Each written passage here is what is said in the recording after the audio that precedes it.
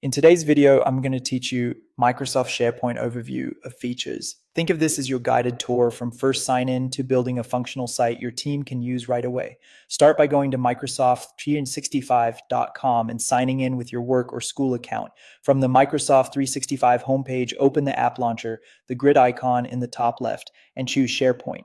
That takes you to the SharePoint start page where you'll see sites you follow and recent activity. To build a new hub for your team, select the Create Site button. SharePoint will ask what kind of site you want. A team site is designed for collaboration, shared files, conversations, and day-to-day work. A communication site is for broadcasting information to a broad audience. Think announcements, policies, or project highlights. Pick the type that matches your goal. Next, choose a template. Templates give you a head start with pre-built pages, navigation, and sample web parts. Preview a few, and when one fits, click Use Template. You can customize everything later, so don't worry about getting it perfect now.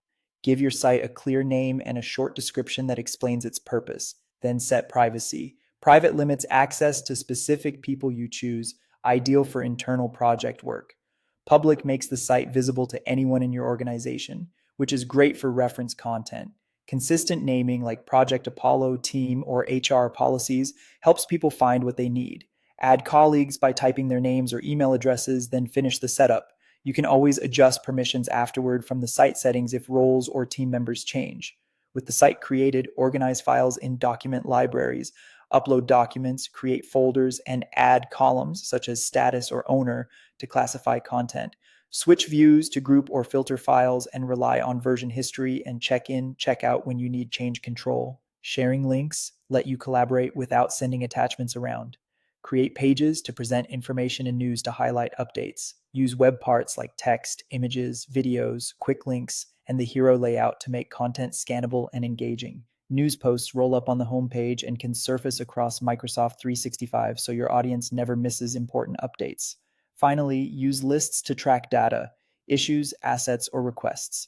Start from a blank list or a template. Add columns for choices, dates, people, and numbers, and build views that sort and filter.